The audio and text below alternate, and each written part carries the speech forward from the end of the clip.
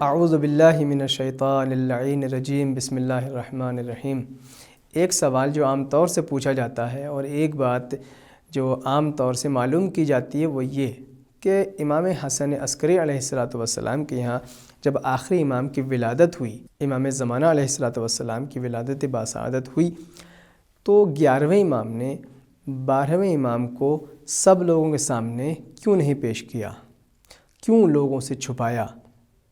اور یہ حقیقت ہے کہ 11ویں امام نے، امام حسن عسکری علیہ السلام نے سب لوگوں کے سامنے آخری امام کو نہیں پیش کیا، خاص صحابیوں کو اور خاص جو آپ کے دوست تھے ان کو صرف امام نے معرفی کروائی اور ان کو صرف زیارت کروائی، ایک عمومی طور پر زیارت نہیں کروائی۔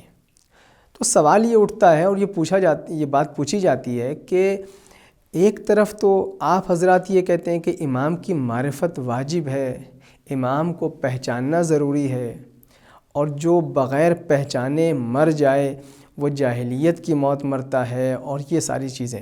اور دوسری طرف آپ نے زیارت ہی نہیں کروائی، لوگوں کو دکھایا ہی نہیں، تو ان دونوں باتوں کو کیسے جمع کیا جائے؟ جب معرفت ضروری ہے تو پھر دکھانا بھی چاہیے۔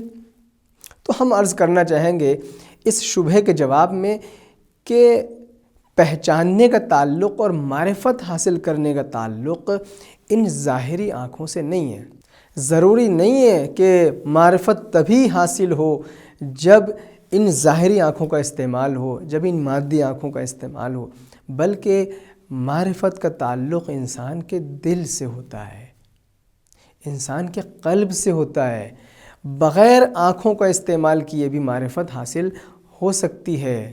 امام کو پہچاننے کا مطلب یہ نہیں کہ امام کے جسم کو دیکھ لیا جائے، امام کے چہرے کی زیارت کر لی جائے، بلکہ امام کو پہچاننے کا مطلب یہ ہے کہ انسان کو اس بات کا علم ہو کہ یہ وہ ذات ہیں کہ جن کی اطاعت اللہ نے ہمارے اوپر واجب قرار دی ہے، یہ وہ ذات ہیں جو معصوم ہیں، یہ وہ ذات ہیں جو علم لدنی کے حامل ہیں۔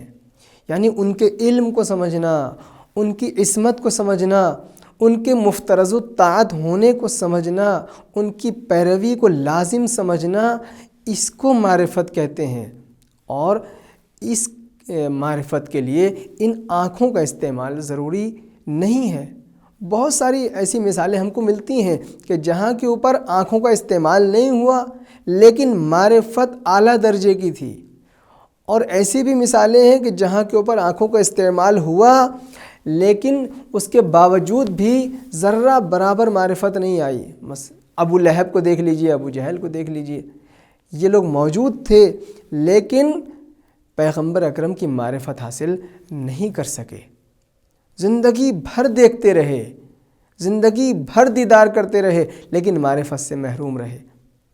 اور دوسری طرف جناب اویس قرنی ہیں کہ جنہوں نے ایک مرتبہ بھی پیغمبر کی زیارت نہیں کی، جنہوں نے ایک مرتبہ بھی پیغمبر کو نہیں دیکھا، لیکن معرفت کی اس درجے پر فائز تھے کہ پیغمبر اکرم صلی اللہ علیہ وآلہ وسلم نے خود آپ کی معرفت کی تعریف کی، تذکرہ کیا، سراہا، ذکر کیا۔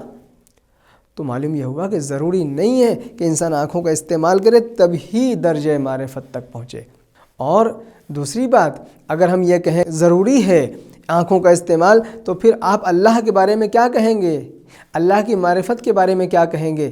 اللہ کے پاس تو جسم نہیں ہے، اللہ کے پاس تو بدن نہیں ہے، تو پھر اس کی معرفت کیسے حاصل ہو؟ جبکہ کہا گیا کہ اللہ کی معرفت حاصل کرنا ضروری ہے انسان کے اوپر، تو پھر یہ بات اللہ کے سلسلے میں کیسے کہی جائے گی؟ تو معلوم یہ ہوا کہ ان آنکھوں کا استعمال یا جسم کا دیدار معرفت کے لیے ضروری نہیں ہوتا، بلکہ معرفت کا تعلق انسان کے قلب سے ہوتا ہے اور انسان کے دل سے ہوتا ہے۔ بغیر ظاہری آنکھوں کا استعمال کیے ہوئے بھی انسان درجہ معرفت تک پہنچ سکتا ہے۔ والسلام علیکم ورحمۃ اللہ وبرکاتہ۔